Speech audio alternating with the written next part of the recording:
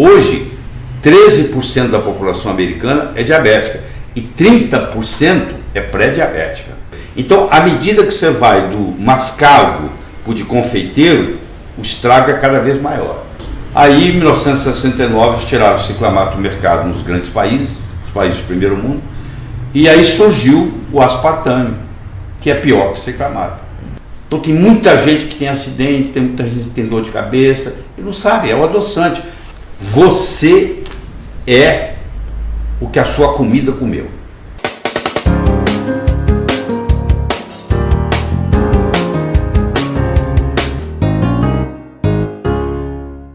Meu convidado de hoje é cardiologista, é nutrólogo, é famosíssimo nas redes sociais, na medicina em geral, Dr. Laí Ribeiro. Mineiro de Juiz de Fora, não posso deixar de dizer isso. Não pode. É formado pela Universidade Federal de Juiz de Fora, também sou formada pela Federal, maior orgulho meu. Isso. Nós vamos falar do açúcar e adoçante para começar a conversa. Dr. Laí tem uma frase que eu adoro, que é o lado amargo do açúcar. É isso mesmo.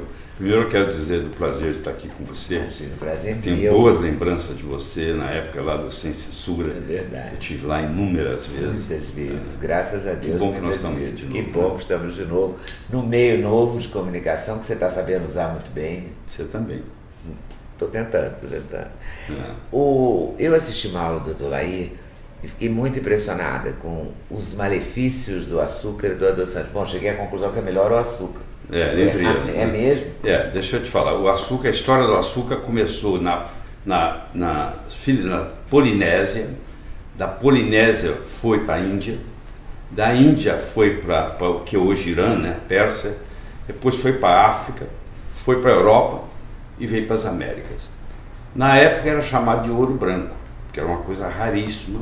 Só as pessoas muito ricas podiam fazer ouro de açúcar. Com o advento da escravatura e da escravidão, barateou o preço. Então todo mundo começou a usar.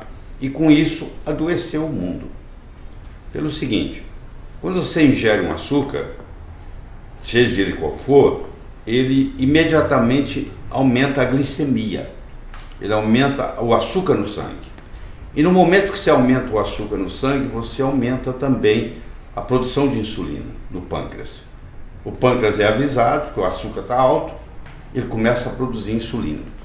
Só que, você imagina, eu tenho uma pistola para dar um tiro, eu tenho uma metralhadora e o cara fala assim, dá um tiro só com a metralhadora. Eu falo, não tem jeito, na hora que eu trisco aqui, sai 20 tiros de uma vez. O pâncreas é assim, ele dispara a insulina sempre mais do que precisa. Aí a insulina sobe, o açúcar baixa, aí você tem o contrário, você tem a hipoglicemia. E aí libera o cortisol, que é um hormônio do estresse. Então, tudo isso que você come... engorda, né? E engorda. O cortisol engorda, a insulina engorda. Então, o que acontece? Você agora está pondo um açúcar na boca e está ficando estressada, sem saber. Porque você agora teve a insulina que subiu, e você teve o cortisol que subiu. E é uma verdadeira montanha-russa. E você vai, e aí vem a fome, aí você vai e põe mais açúcar, e você vai fazendo isso, e no fim você desenvolve uma coisa chamada resistência insulínica. Sabe aquele seu vizinho lá de Juiz de Fora, que deixava o rádio alto, que no começo que te incomodava, mas depois você acabou esquecendo aquilo fazia parte do cenário, lembra? Então, a mesma coisa acontece aqui. Quando a insulina fica alta, no começo o receptor responde, depois ele fala, você vai ficar alto, não vou dar bola para ela não. Aí ele não responde mais. É como se acostumar com aquela música alta. Aí você pôr mais alta ainda para incomodar. A insulina vai aumentando, vai aumentando, vai aumentando. Aí o pâncreas chega uma hora, chuta o pau da barraca. Fala, não aguento ficar produzindo 24 horas por dia, não.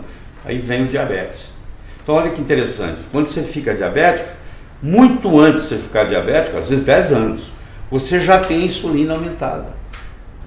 Então, o diabetes tipo 2, que é 96% dos casos, ele advém de um excesso de insulina. Não é de falta de insulina, é um excesso de insulina. E a gente não pode detectar isso no exame de sangue? Pode detectar. A maioria dos exames... glicada que aumenta? Não, isso é depois. A maioria pede só a glicemia. Você tem que pedir a glicemia e a insulina em jejum. E tem um detalhezinho. É o jejum de 8 horas e não de 12. Então, quando eu vou fazer a insulina e a glicemia, Se a pessoa ficar 12 horas sem comer, o resultado vem mais baixo. E aí você faz que não tem nada. Nossa, cheio de cilada. É cheio de cilada, Nós chamamos, é conhecido como nome de erros pré-analíticos.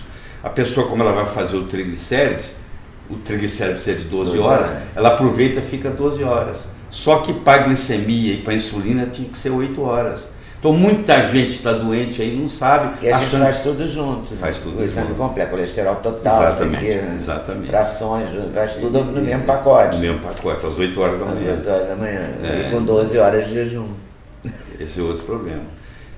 Então o que acontece? O consumo de açúcar foi aumentando. Para você ter uma ideia da estatística americana, em 1700, o americano ingeria 2 kg de açúcar por pessoa por ano. Em 2010, tem estado como o Mississippi que ingere 80 quilos por pessoa por ano. Caramba! Ou seja, aumentou 40 vezes. E o corpo não sabe mais o que fazer. Tudo tem açúcar. Tudo tem açúcar. Eu assisti a aula do Laí, fui para minha geladeira, olhei tudo. Tudo. Depois eu anotei a sua aula inteira, tá aqui com ela toda anotada. Sim. Toda anotada. O que pode? Pode comer maçã e laranja, o xarope de milho, anterro, sei tudo assim, porque aprendi com você. Fui para a geladeira, tudo tem açúcar. Tudo tem alguma coisa, xilitol, frutose, sacarina, ciclamato, combinação. Mas vamos começar falando do açúcar, da cana-de-açúcar. Tá, o açúcar de verdade. O açúcar, chamar açúcar de mesa, que o nome próprio é sacarose. Então, a sacarose, ela se apresenta de vários modos. Você conhece o açúcar mascavo. Conheço. Você conhece o açúcar demerara. Você conhece o açúcar cristal. Sim, você conhece Você conhece o açúcar refinado. E você conhece o açúcar de panificação, que é aquele bem... De confeiteiro que a gente chama. Confeiteiro, isso mesmo. O açúcar de confeiteiro. Então, à medida que você vai do mascavo para o de confeiteiro, o estrago é cada vez maior. Porque primeiro você vai tirando todos os nutrientes. Segundo, você vai acrescentando aditivos para ficar branquinho, bonitinho, daquele jeito. E terceiro, vira caloria vazia, porque não tem nada, não tem nutriente nenhum, só tem caloria. Então o organismo vai gastar nutrientes para metabolizar aquilo, entendeu? Então, se você for usar açúcar, o conselho é usar o mascavo? Bom, agora vamos menos pior, mas tem um detalhe. Infelizmente o mascavo brasileiro, ele está contaminado com fungo. Entendeu? Então, o modo como nós o armazenamento no Brasil é muito precário. Então, se você tiver uma fonte direta de alguém que produza e venda para você, tudo bom, mas se você depender do geral, ele ficou armazenado 1 ano, 2, e aí contamina com fungo. E fungo é um problema muito sério, né? Muito sério. É outro problema sério no mundo, é o fungo, porque o fungo é muito mais inteligente que a bactéria. É difícil de você tratar, e você pega uma micose, que chama, né, de fungo, é um problema para você curar. Então, eu ficaria com demerara, que é o menos comprometido aí, ainda tem nutrientes. Quem quer escolher açúcar, né? E não tem nenhuma predisposição para o diabético, porque hoje 13% da população americana é diabética e 30% é pré-diabética. Então, praticamente metade da população tem problema. Se continuar do jeito que está, o Brasil vai virar um país só de diabéticos. Se continuar na mesma população. Você consegue eliminar totalmente o açúcar? Porque eu vi também você falando nessa aula que fizemos uma pesquisa de 10 pães, né? Todos tinham açúcar. Não, deixa eu te falar. Você está se referindo ao xarope de milho. Então tudo tem açúcar. Em 1957... Quer dizer, o demerara seria a melhor possibilidade entre os açúcar super moderado. Entre açúcar. Isso que eu vou falar agora é outra coisa. É o seguinte, em 1957, eles criaram um produto sintético chamado xarope de milho com alta concentração de frutose.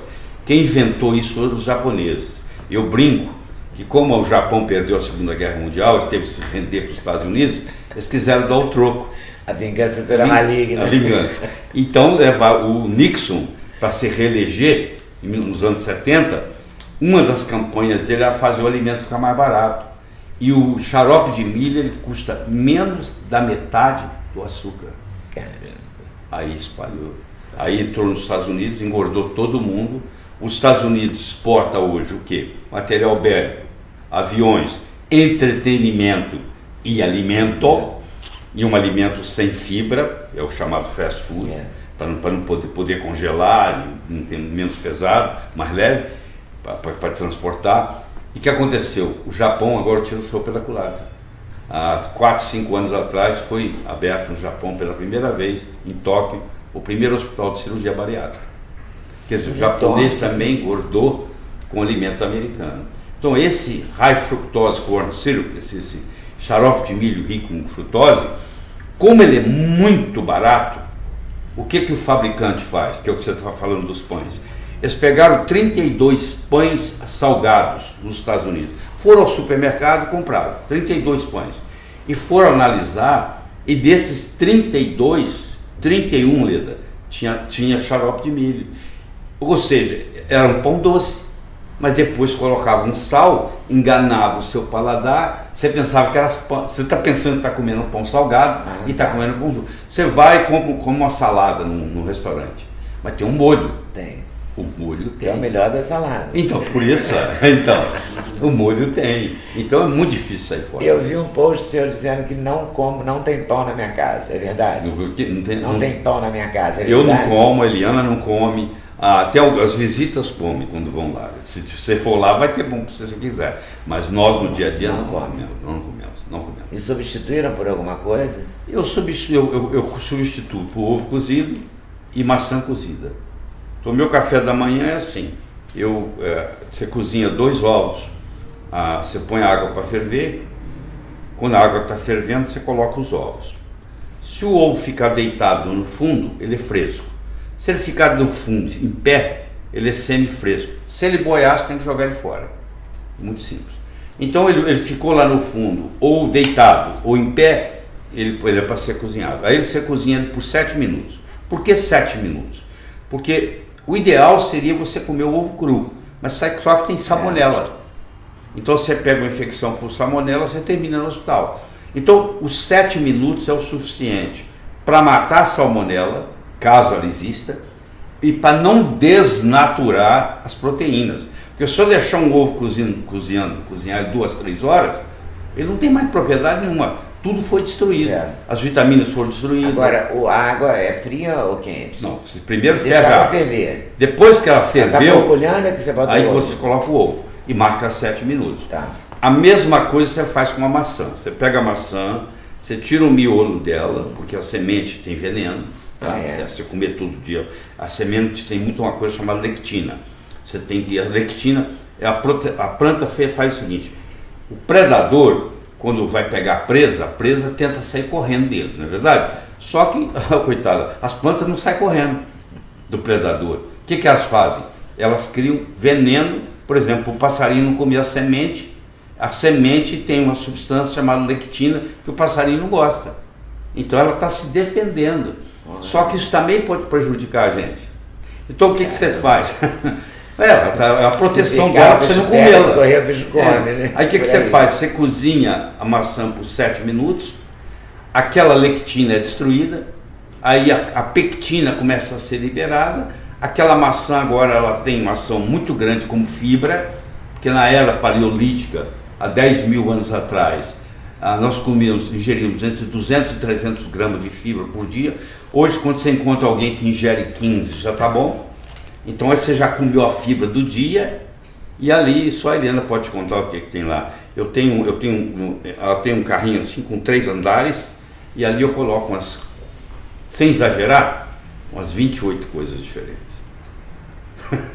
É curcumina, é urucum, é canela, é moringa, é assim vai. É azeite de oliva. Alta qualidade. Você usa nas suas refeições. Esse é o meu café da manhã. No seu café da manhã? Eu ainda coloco. Você coloca essas coisas todas na maçã? Ou no ovo? Não, eu faço assim. Eu corto o ovo. Hein? É comprimido? Não, querido. É natural? Tudo natural. Tudo não é pó. É tudo pó. Eu jogo pó e é tudo pó. Joga em cima. Vai fazendo aquela montanha. E dá para comer lá sem enjoar? Não, dá para comer, que isso. É gostoso. E o café, ele tem óleo de coco e ele tem manteiga ghee. Tá. Que é uma manteiga especial. Eu sei, que é manteiga sem lactose. E pode ir ao fogo, né? Pode ao fogo, pode. Não pode fritar, você pode fritar com a guia. Eu já estava com medo de estar errando no cozinhão. Você não pode fritar com azeite de oliva, porque o azeite de oliva é um ácido oleico, que é o que predomina. Quando ele cai na frigideira, por causa da temperatura da frigideira ser muito alta, ou no forno, ele vira laídico. E ele não é bom para a saúde. Então você pode. Azeite só cru. Você pode cozinhar, não, você pode até cozinhar com ele, porque não passa de 100 graus. Tá. A água não passa de 100 graus cozinhando no fogão. Mas você não pode nem fritar, nem levar ao forno. Não pode refogar o arroz nele, então. Não pode refogar o arroz dele. Tá bom? Mas pode refogar na manteiga aqui. Não, sim, na manteiga aqui você pode usar à vontade, sem problema. Tudo que você quiser. Você Agora eu pode adorei seu café da manhã, então pegou a maçã. Eu pensei que você jogava só uma canelinha nela, não, você joga tudo em cima. Eu jogo ali, mas é muita coisa, não dá nem para falar aqui. É muita coisa. É impressionante. E come 2 ovos e uma maçã. E uma maçã cozida. E toma café? E tomo café com óleo de coco e com manteiga ghee. Com manteiga ghee, tá. Tem um nome esse café, Tem. né? Bulletproof Coffee. Bulletproof Coffee. Café à prova de bala. Tem até um livro, né? Tem. Eu conheço o autor. Você conhece o autor? Conheço. Casado com uma médica e um endocrinologista, e eles bolaram isso e eles fizeram um mercado enorme nos Estados Unidos. Ganham muito dinheiro. Ganham muito dinheiro. Bom, voltando ao açúcar. O açúcar a gente já decidiu que é o demerário, né? Tá bom. Se quiser usar, e se não tiver predisposição diabética, né? Tudo está na dose, né? Se você comer demerara o dia inteiro também faz mal. Vai dar uma confusão. Bom, xarope de milho, que a gente estava falando, que é péssimo e que está disseminado. Péssimo. O xarope de milho, ele é quebrado em glicose e frutose. Tem xarope de milho 45, 55, 65 e 90. Nossa. Tipos diferentes. Por exemplo, o xarope de milho 90, ele tem 90% de glicose, de frutose e 10% de glicose. Caramba. Agora eu vou puxar outro paradigma, que assusta geralmente as pessoas. A pessoa pensa que só porque a palavra frutose tem a ver com fruta, pensa que é do bem. E frutose é do mal. Frutose é um veneno. Quando Deus fez o veneno frutose, ele fez o antídoto, que é a fibra. Uma coisa é você chupar 6 laranjas, não tem problema nenhum. Vai o bagaço junto, entendeu? E pode comer a laranja mesmo. Exatamente. Que é o ideal. Tá, que é o ideal. Agora, outra coisa é você pegar 6 laranjas, espremer, fazer o suco, colocar num copo e tomar o suco de uma vez. Aí o problema, aquilo vai direto pro fígado. Vou te falar por quê. Porque a frutose, nenhuma célula do corpo aceita. Eu não quero. Ela vai pro fígado para ser metabolizada. Só ele aceita. Sabe como é que chama uma substância que ninguém quer e vai pro fígado? Tem um nome, medicina, chama veneno. Então ela vai pro seu veneno. Aí só que no fígado, muita gente não sabe disso, ela é metabolizada na forma de gordura. Então você fala assim, eu não como gordura, você toma suco de laranja toda hora. É a mesma coisa. Aí só que é pior ainda. Só que ela chega lá, ela aumenta o ácido úrico. E o ácido úrico aumenta a pressão, você fica hipertenso, porque está com o ácido úrico elevado. Não é o elevado do laboratório, não. Porque os dados laboratoriais, quando você faz exame de sangue, é para doente. Não é porque só doente que vai no laboratório fazer exame. A estatística que eles têm lá. Fazer exame escuta, a estatística que eles têm lá é de doente. Então, eu entro numa que eu vou saber que eu estou ótima fazendo exame de sangue. Ótimo entre os doentes. Dentro dos parâmetros, mas eu estou ótima entre os doentes. Entre os doentes. Ai, meu Deus. É isso aí. Entendeu? Outra descoberta. Uma atrás da outra. Meu Deus. Quer dizer, então, e o ácido úrico ainda dá gota, essas coisas não dá? Dá gota e causa a síndrome metabólica, que vai ter pressão alta, que vai ter obesidade abdominal, que vai levar a infarto do miocárdio, vai levar a acidente vascular cerebral, predispõe a câncer, tudo isso causado pela frutose. Então, quando eles criaram o High Fructose Corn Syrup, que é o xarope de milho rico em frutose, na realidade eles criaram um veneno. E esse veneno está engordando o mundo todo. Está disseminado mesmo, todo mundo usa e é um pesadelo, então. Não. Então, seria interessante nesse aspecto a gente começar a conversar. A palavra é cacofônica, mas é FODMAP. FODMAP, que é uma coisa muito importante. Eu citei outro dia, você deve ter visto, que a maioria fala, nunca ouvi falar nisso lá e deve estar inventando. Se você entrar no Google e digitar FODMAP, tem mais de 6 milhões de citações. Se você entrar no Google científico, que chama Google Acadêmico, tem mais de 3.900 artigos. Se você entrar no PubMed, tem mais de 250 artigos científicos. E se você... que é isso? Vou chegar lá. E se você for no Amazon.com, tem mais de 200 livros sobre o assunto. E esse assunto nem chegou ao Brasil ainda. Vamos soletrar FODMAP. O F é fermentable, fermentável. O O é de oligo, o D é de di e o M é de monossacarídeo e o P é de polióis. Traduzindo para você, o que é o FODMAP? São açúcares que são fermentáveis quando estão no intestino. Começa a fermentar. Então, a frutose fermenta, o galacto-oligosacarídeo fermenta, os polióis fermentam, o sorbitol, o manitol, o xilitol, tudo óleo. Não serve nem o óleo. Não serve nem, principalmente para quem tem intestino irritável, que hoje é 1 em cada 5 brasileiros, é 20%. Não é só quem tem intestino irritável, quem tem doença de Crohn, quem tem retocolite ulcerativa, ou seja, quem tem distúrbio digestivo, tá? Não pode fazer uso desses. Então hoje tem a chamada dieta sem FODMAP, dieta baixa em FODMAP, onde na sua dieta não pode constar esses elementos. Só não pode constar nenhum adoçante. Nenhum adoçante desse grupo aqui. Desse grupo aí. Mas não tem nenhum outro. O sacarina você também diz que não. Não, nós vamos discutir. Não, só porque a única coisa que sobra é você fazer com adoçantes tipo ervas, tá?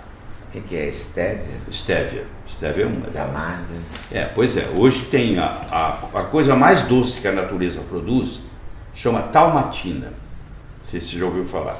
Talmatina é uma fruta africana.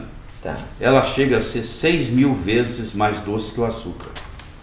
Então a talmatina, uma pitadinha de talmatina junta com a stevia, tira o gosto amargo da stevia. E já tem isso no mercado? Tem, se não tem, você vai na farmácia de manipulação, eles manipulam. Aí você sabe, eles têm com essa forma. Eles manipulam a combinação da stevia com a talmatina. É uma opção. É uma opção. A outra opção é não colocar nada, né?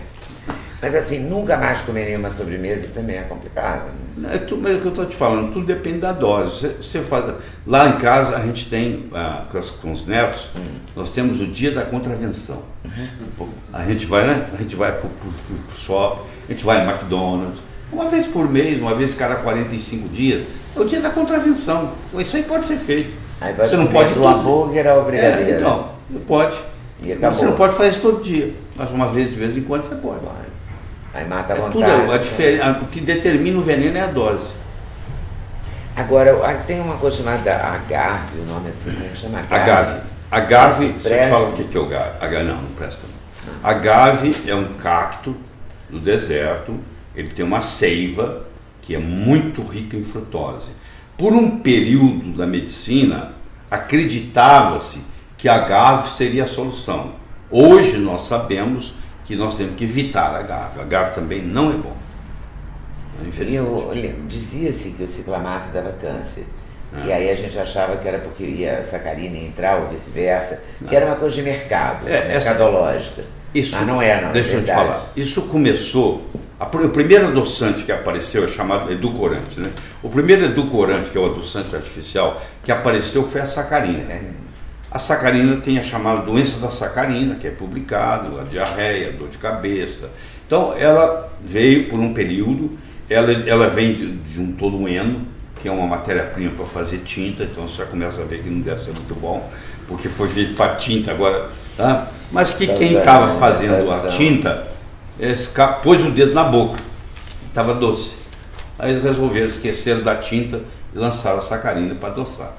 E ela ficou naquela história, ninguém deu muita bola e tal. Aí veio o ciclamato. O ciclamato, eles estavam desenvolvendo um remédio para úlcera e apareceu, de repente também deu doce. Tudo é assim, por acaso. E aí eles resolveram colocar o ciclamato. Só que o ciclamato entrou nos Estados Unidos e logo mostrou que dava câncer de bexiga. Aí eles tiraram. Tem dos 190 países que acompanham isso, só 53 tem ciclamato, o Brasil é um deles. Os outros todos, Canadá, Inglaterra, Estados Unidos, não tem ciclamato mais. Foi banido em 1969. E por coincidência... A gente tem nas latinhas de suco, nas latinhas de refrigerante, no Brasil tem. Associada a sacarina. Eu li os rótulos depois da sua aula. Então, aí em 1969 eles tiraram o ciclamato do mercado nos grandes países, os países do primeiro mundo, e aí surgiu o aspartame, que é pior que o ciclamato. O aspartame é uma combinação de um éster metílico com o ácido aspartico e com um aminoácido chamado fenilalanina. Vamos por partes, como diz o Jack o Estripador. Então vamos começar. O etil vira metanol. E metanol vira formol. Formaldeído, que é veneno. Você fala, mas só 10%. 40% é ácido aspartico, que vira aspartato, que é uma excitotoxina. A criança ninguém consegue controlar na escola na segunda-feira, porque ela comeu aspartame. A mãe deu alimento dietético para ela no domingo. O comportamento dela fica agitado. Os refrigerantes todos têm. Isso. E tem o refrigerante zero. Isso. E tem ainda, no aspartame, ainda tem a fenilalanina. Deixa eu te explicar o que é isso. É esse que tem nos refrigerantes. A fenilalanina, ela tem que virar tirosina, para continuar o caminho do metabolismo. Para a fenilalanina virar tirosina, precisa de uma enzima chamada fenilalanina hidroxilase, que tem gente que nasce sem ela. Sabe aquele teste do pezinho que você faz na maternidade? Uma das coisas que eles procuram é aquilo. Mas nem toda maternidade brasileira tem teste do pezinho. Tá bom? E na minha época não tinha. Na sua época não tinha. Eu não sei se eu tenho ou não tenho. Então, quem tem... Não, você não tem não. Tenho certeza que você não tem. Porque a pessoa que tem predisposição, que tem essa deficiência, toda vez que ela come fenilalanina, a fenilalanina acumula e vira um veneno no cérebro, e o QI da pessoa é baixo. Então eu sei que você não tem. Obrigado. Então, a criança com 8 anos já está retardada. Infelizmente aqui no Brasil a gente descobre essa doença com 8 anos de idade. Não tem volta. Tá. Bom, agora você imagina. Não tem volta? Não tem volta, não tem volta. Agora você imagina, isso aí está colocado em mais de 6.000 produtos no mercado. Você imagina uma criança, ou um adulto, inclusive, que tem esse distúrbio e faz... O que acontece nos Estados Unidos? Você está no hospital, chega uma pessoa e fala assim, eu estava dirigindo o meu carro, de repente tudo virou de cabeça para baixo. Aí você pergunta assim, você toma refrigerante dietético? Tomo. Então está fechado o diagnóstico. É o aspartame. Então a pessoa está dirigindo, já que vi esse caso aqui no Brasil também, e vira, tudo vira 180 graus. Aí você não sabe como é que você vai dirigir de cabeça para baixo. Vira tudo, aí você bate com o carro. Então tem muita gente que tem acidente, tem muita gente que tem dor de cabeça, e não sabe, é o adoçante. E é 600 vezes mais doce que açúcar. Ou seja, uma gotinha adoça uma xícara. Tem uma saturação. Mas a pessoa não sabe disso, ela aperta aquilo e faz tudo. Um spray. Faz um spray. Então chega uma hora que é viciante. Quando você fica tomando aspartame e tal, depois você vai tomar um café com açúcar, você não gosta. Não, e tem outra coisa, se você parar o aspartame, você tem síndrome de abstinência. Você tem para desmamar é um problema. Entendeu? Às vezes a pessoa para e começa a ter problema. Mas você recomenda parar nem que seja por 10 dias para experimentar tem que parar o aspartame. O sinal. Né? O aspartame. Você vai sentir o aspartame engorda. Olha, a pessoa toma para não engordar. Ele faz se atacar a geladeira à noite. Ele aumenta a sua vontade. Está tudo publicado. Eu falo isso aqui porque se alguém me questionar, eu tenho de onde tirar, mostrar. Não vou inventar nada. Então, ele faz você ter mais vontade de comer açúcar. Ele aumenta a sua vontade de comer açúcar. Agora você imagina os pobres dos diabéticos que estão tomando aspartame.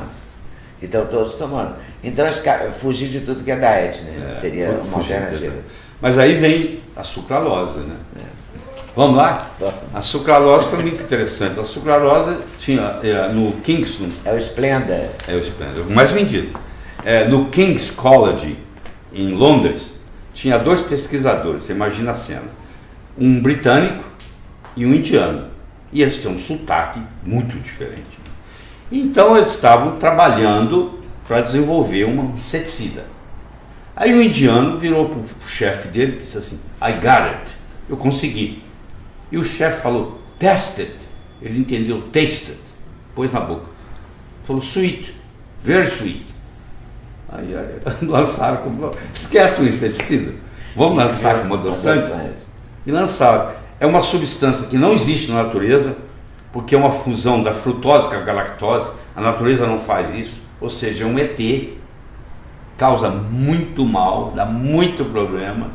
E tomou conta do mundo. Para você ter uma ideia, Splenda é o adoçante mais vendido nos Estados Unidos. E é sucralose. É aquele saquinho colorido? Eles são todos coloridos. Não é assim. É um amarelinho claro, é um rosinha azulzinho. Azulzinho de bebê. É bonitinho. É uma coisa ingênua, só que não vai fazer mal para ninguém. Ah, meu Deus, eu estava na esperança de você dizer que xilitol, essas coisas eram boas. Não, infelizmente. E não é só para isso, não. Eu comprei recentemente, que é caríssimo, eu esqueci o nome, mas é um ol também. Eritritol. Se é ol, tudo da mesma família. Tudo família de bandido. Tudo bandido. Tudo bandido. Então, formação de quadrilha, o ol. Né? Os óis são álcool de açúcar, que chama, tá? Todos eles. Xilitol, manitol, tudo se chama álcool de açúcar. E além deles perturbarem o intestino, principalmente quem tem intestino irritável, eles perturbam a microbiota intestinal. Porque é o seguinte, nós temos mais bactérias no intestino do que células no corpo. Nós temos 10 elevado a 13 células no corpo. Nós temos 10 elevado a 14 bactérias no intestino. Então, hoje, nós sabemos que mais de 80% do nosso sistema imune, por que 10 pessoas entram numa sala, 9 não tem nada e 1 gripa? O vírus estava lá para todo mundo, os outros não griparam porque estava com o sistema imunológico bom. Então, o sistema imunológico predominantemente está no intestino, 80% pelo menos. Então, quando você toma um desses, álcool de açúcar, seja ele qual for, ele perturba a microbiota intestinal. Então, a sua resistência imunológica cai. E o probiótico não ajuda a melhorar? Claro que ajuda. O probiótico, mas não segura a onda do tol. Mas não segura a onda. O probiótico, já que você perguntou, é o seguinte: a microbiota intestinal faz uma diferença enorme na sua saúde. Ela que manda em você. E depende se você nasceu de cesárea ou se você nasceu de parto normal. Faz uma diferença tremenda. Por exemplo, eu nasci de parto normal. Então, na hora que você estava nascendo, você passou pelo canal vaginal da sua mãe. E você pegou a microbiota vaginal que a sua mãe tinha. Agora, se você nasce de cesárea, você pega a microbiota do hospital onde você está internado. Não tem nada a ver com a microbiota de saúde, tem a ver com microbiota de doença. Mas a natureza é sábia e a natureza é redundante. Ela vai te dar uma segunda chance. Quando você amamentar, a sua mãe vai te passar a microbiota. Ufa! Agora, se você nasceu de cesárea e não amamentou, aí você já começa a vida já com prejuízo. Aí você tem que tomar muito cuidado, você vai ter problema intestinal, não é tudo que você vai comer, qualquer coisa que você come desenvolve alergia, você conhece gente, não pode comer nada. Tá. Bom, a boa notícia é que há mais ou menos uns 4, 5 anos atrás, a Organização Mundial de Saúde falou assim: nós temos mais um órgão. Então agora nós temos mais um órgão virtual, chama microbiota intestinal. Virou um órgão. É tão importante, talvez o mais importante deles, para manter a saúde. Então, o segredo da saúde está na microbiota. Então, se eu tomar fazer um açúcar, ingerir um açúcar que perturba a minha microbiota, esse açúcar não pode te fazer bem. Seja ele qual for, pode, entendeu? Mas você recomenda o uso de probiótico? Recomendo o uso de probiótico. O probiótico, infelizmente, na faculdade de medicina ainda não é ensinado. Mas probiótico resolve tudo, você não tem ideia. E você pode restabelecer por exemplo, onde é que estão os probióticos? Onde é que você tira ele em casa? De produtos fermentados. Então, se você comer um queijo, por exemplo, fermentado, que não tem lactose, ele vai ter probiótico, entendeu? Se você come então, você acha que deve eliminar os produtos com lactose? Dá preferência ao sem lactose? Dá preferência ao sem lactose. Queijo. Porque lactose é um açúcar. Lactose é açúcar. Entendeu? Lactose é um açúcar que vai quebrar em glicose e galactose. Hoje em dia tem tudo quase sem lactose. Quase. Queijo, leite. Ontem eu descobri que tinha creme de leite sem lactose. Eu achei que não tinha, tinha. E tem pessoas que tomam lactase para poder fazer o uso de lactose. São os têm alergia, intolerância. Intolerância. É diferente. Não é alergia, é intolerância. A diferença é a seguinte... Quem não tem intolerância não deve fazer uso, mas se eventualmente não tem problema comer uma coisa que tem lactose... Mas é assim, a partir dos 9 anos de idade, você começa a diminuir a sua produção de lactose, entendeu? Então, por exemplo, asiático praticamente não tem lactase, negro, raça negra, não tem lactase, entendeu? Então, por exemplo, na Ásia, os países asiáticos, ninguém gosta de tomar leite. Não tem esse negócio de leite. Porque eles têm intolerância à lactose. Você também acha que leite é só para quem está em... o leite... Os mamíferos são os... o leite é o seguinte, nós somos a única espécie que toma leite quando adulto. De uma outra espécie. Não devemos, não. Tem gente que não se incomoda, né? Mas se você for analisar, não é só a parte da lactose. O assunto é mais profundo, você me perguntou, eu vou te responder. Não é só a parte da lactose, porque é o seguinte, quase 90% do leite é água. Quando você tira a água do leite, sobra a lactose, que é quase 5% do leite, e sobra a proteína, que é 4, pouco por cento do leite. Só que essa proteína, a principal proteína no leite, chama caseína. Então agora eu vou voltar com você na história. Há 10 mil anos atrás, houve uma mutação na caseína. Então, tem vacas que têm caseína 1 e tem vacas que têm caseína 2. Vamos lá que você vai entender. Então, o que aconteceu? As vacas da caseína 2 foram para Marrocos, ficaram na França, foram para a Espanha, foram para a Índia. As vacas que tiveram o polimorfismo da caseína 1 foram para a Holanda, foram para a Bélgica. Então, como o Brasil importa trouxe o gado leiteiro, predominantemente o gado holandês, você imagina que você é produtora de leite. Você tem uma vaca zebu pura, que dá 3 litros por leite, 3 litros por dia. E você tem uma holandesa pura, que dá 70 litros por dia. Você é produtora de leite, você me fala qual que você vai ter no curral. Não tem nem dúvida. Então, a zebu... pela holandesa. Então, a zebu é caseína 2. Então aquela não tem problema nenhum, você pode fazer o que você quiser. Tanto é que a manteiga ghee, melhor que tem é a indiana, porque ela é feita com a caseína 2. Você entendeu a diferença? Então o problema não é só a lactose, o problema é a parte da proteica do processo. Então aquela caseína 1, ela causa dermatite, ela causa asma, ela causa sinusite. Então uma criança que está com otite média, você tira o leite, pronto, acabou, está curado. Só tirar o leite. Caramba. A gente falou dos probióticos, queria falar das enzimas, essas chamadas enzimas digestivas. Também são muito aprovadas ou desaprovadas? Muito importante. As enzimas é o seguinte, você não tem jeito de absorver nada que você não digeriu. Não é o que você come que conta, é o que você absorve. Porque você pode comer e sair nas fezes. Então você precisa, e para absorver você precisa digerir. E para digerir, você precisa de enzimas. É o papel da enzima. Então, por exemplo, o ácido clorídrico no estômago. O estômago tem um pH de 1,8, porque é rico em ácido clorídrico. Você fala, por que o estômago não destrói ele mesmo, já que ele é tão ácido? Porque existe um muco que protege a parte interna do estômago, para não deixar o ácido clorídrico do estômago atacar a parede do estômago. Você entendeu? Só por isso. Mas você imagine que a partir dos 40 anos, isso é descrito, nós todos desenvolvemos o que se chama gastrite atrófica assintomática. Você começa a diminuir a produção de ácido clorídrico. Então a sua digestão vai ficando mais difícil.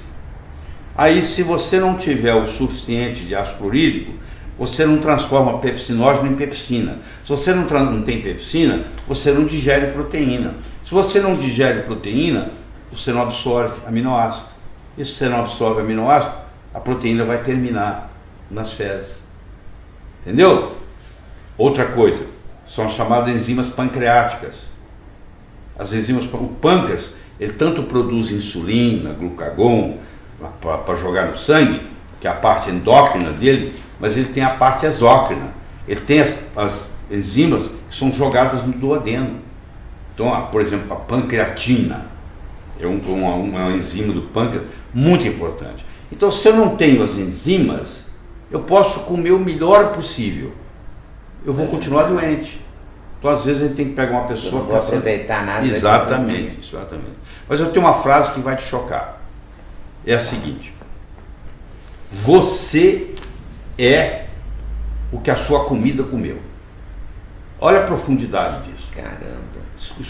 Olha só, eles fizeram uma análise, você vai entender. Fizeram uma análise. Depende da vaca Não, depende do que a vaca comeu. Pois é, eu dependo do que a vaca comeu para a carne ser boa para mim, é exatamente. Isso? Caramba, mas isso é uma complicação. Não é simples. Você quer ver? Eles pegaram vários restaurantes de São Francisco e foram analisar o leite e a carne servida naqueles restaurantes de alto luxo. 69% da carne e do leite servido nesses restaurantes de luxo um dia foi milho. Porque hoje a tecnologia permite você falar, a vaca comia milho. Você vê. Então, na realidade, você está comendo milho. Você está comendo carne, você está tomando leite, mas no fundo você está ingerindo milho. E o milho hoje é transgênico. Então, por isso, olha essa frase agora, o significado que ela tem. Você é o que a sua comida comeu. Isso é muito forte. É muito forte. Não adianta você comprar uma carne e a vaca você tem que saber comia a origem milho do produto que você vai comprar. Exato. Por isso que eu digo, se você tem uma condição financeira, nem todo mundo no Brasil tem, eu sei disso, mas quem tem que comer orgânico. Lá em casa só entra orgânico. Só orgânico. Você gasta 20% a mais, mas faz toda a diferença na saúde. Mas pode não gastar na farmácia, compensar. A farmácia vai gastar muito mais. Só é caro. Caro é um dia de CTI no hospital. Isso é caro. É caro pra caramba. É verdade. Né? Então você acha que até a carne deve ser orgânica, né? O frango. Até a carne, o frango, o peixe, tudo tem que ser orgânico. Vamos falar do peixe. A gente volta no tempo, né? Porque a gente volta a buscar o fornecedor, né? Exato, é o fornecedor? Nossos avós faziam, né? Faziam isso. Exatamente. Não tinha intermediário. Não tinha intermediário. A carrocinha passava com leite vindo da fazenda, não sei quem. Aquele cara que trabalha lá e bebe o leite no peito da vaca é muito diferente do que o leite que você compra no supermercado. Você lembra na sua casa da sua avó ou na sua mãe que ela esquecia o leite lá na cozinha aberto, em meia hora ele estava azedo.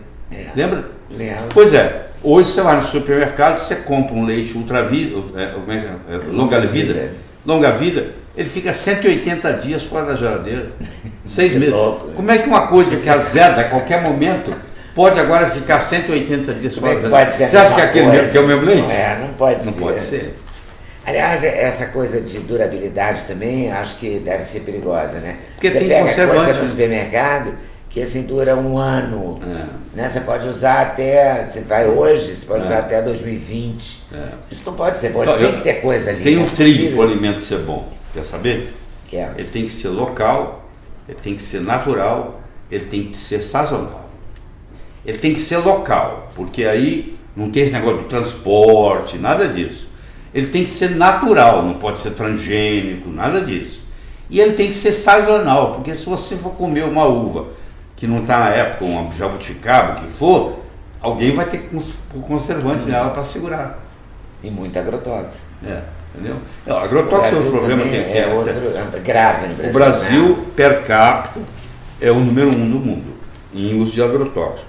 O pior dos agrotóxicos, falo isso que está publicado nos livros, alguém quiser me processar, fica às ordens, é o glifosato.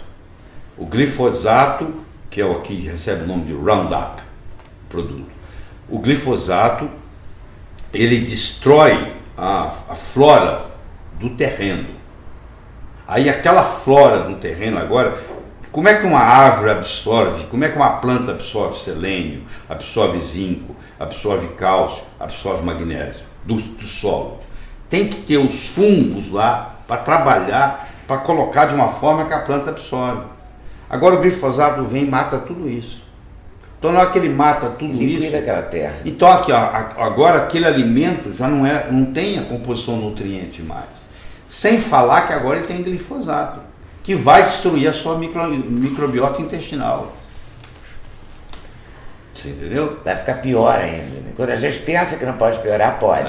Não, vai piorar. Acho que passando laser agora, que você não vai precisar. Estão lá discutindo lá em Brasília, não sei se você viu isso. Que não vai precisar nem falar que tem agrotóxico mais. Até querem mudar até o nome. Tá? Na forra, poder, né? Poder. Me diz uma coisa, pra gente comer virou uma coisa muito difícil, né? Principalmente assim, fora de casa. Porque é o seguinte. Você vai a restaurante? Não, você evita. Muito raro. Raríssimo. Deixa eu te falar. Porque por conta da saúde mesmo. Por conta da saúde. Você vai num restaurante, você não sabe o que é. Você não sabe a procedência. Você não sabe do óleo. Vamos começar pelo óleo? Pelo óleo. Por exemplo, a maioria dos restaurantes ou cozinha com canola, ou cozinha com um outro óleo vegetal. Entendeu? Soja. Geralmente, você falou, soja. Ou soja ou canola, dá 95% dos restaurantes. Vamos conversar sobre canola um pouquinho? Não. Você conhece? É outra tragédia. Você conhece o óleo de amendoim, não conhece? Conheço. Você conhece o óleo de girassol, não conhece? Sim. Você conhece o óleo de soja, não conhece? Você não conhece o óleo de canola. Você conhece o óleo de canola, não tem o D. Presta atenção. Não existe óleo de canola. Porque canola é uma sigla. Canadian Oil Low Acid. Existe uma planta chamada colza, C-O-L-Z-A, que é rica num veneno chamado asterúcico. O criador não deixa o cavalo comer, não deixa a vaca comer, porque morre do coração. Escuta. Então o que eles pegaram? Eles pegaram essa colza e fabricavam óleo lubrificante para motor durante muitos anos. Aí eles pegaram essa planta colza, mudaram ela geneticamente e ao invés dela produzir 55% de asterúcico, ela produz 5% só. Ficou bem menos venenosa. E o Canadá que fez isso. E o Canadá então resolveu vender ela para os Estados Unidos. E teve que teve um escândalo enorme que eles descobriram, uma corrupção de 50 milhões de dólares. Levou quase 20 anos para os Estados Unidos aprovar o canola. Aí aprovou o canola. E o canola é caro. Então você vai no supermercado e você fala, não, canola tem que ser bom. Óleo de melhor qualidade, mais caro. O veneno vai para casa. Qual seria um óleo legal para quem não pode usar guia? O melhor que eu conheço é o óleo de coco. Esse é o melhor para cozinhar. É o que cozinha lá em casa. É o óleo de coco. Agora, você pode cozinhar com manteiga, você pode usar banha de porco, que a sua avó usava e tinha saúde. Agora voltou isso a ser respeitado. Agora, os óleos vegetais... Foi condenado durante muito tempo a banha de porco. Foi por uma questão de marketing. Que era mais barata, não é? Isso aqui eu volto na história. Em 1911, nos Estados Unidos, foi lançado pela Procter & Gamble o óleo Crisco, que é o óleo de algodão cristalizado. Foi quando começou a desgraça. Porque em 1910 foi inventado na França um processo chamado de hidrogenação parcial. O que é isso? Eu pego um óleo que estraga em 10 dias e faço ele ficar 3 anos na gôndola do supermercado sem estragar. Então você imagina para um produtor de óleo. Então o primeiro da história foi o Crisco. Então lá em 1911 o Crisco foi lançado. Quando o Crisco foi lançado, eles começaram uma campanha contra os óleos animais e contra os óleos tropicais. Então eles começaram a falar mal da banha de porco, começaram a falar mal da gordura do boi, começaram a falar mal do óleo de coco, e aí introduziram como se fosse uma coisa saudável. Aí veio o óleo de soja, aí veio o óleo de girassol, e aí os estragos foram sendo feitos. Aí começou a aparecer infarto. O primeiro infarto do miocárdio descrito nos Estados Unidos foi em 1915, porque não se conhecia. 7 anos depois, o autor que escreveu, o James Herring, ele teve que escrever de novo o mesmo artigo, porque ninguém deu atenção para ele. Não existia.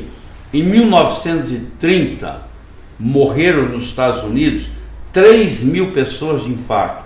Em 1960, morreram 300 mil. Caramba. Por quê? Porque abusou do açúcar e começou a cozinhar com óleo vegetal. Tem que ser pela boca, porque é o que todo mundo faz. É o comum a todos. Comer. Então quando você sai num restaurante, você fala assim, que óleo que eles cozinham? Você vai checar, pergunta por metro. Não adianta. Ou é soja, ou é canola. Entendeu? Então o negócio é evitar mesmo. É evitável. Se correr, o bicho pega, descobre, os come. É duro, hein? É. Não é duro de bancar? É duro de comer saudável. Agora, essa né? diz que o céu que a sua comida comeu é É duro. perfeito. Você é o que a sua comida comeu. Isso.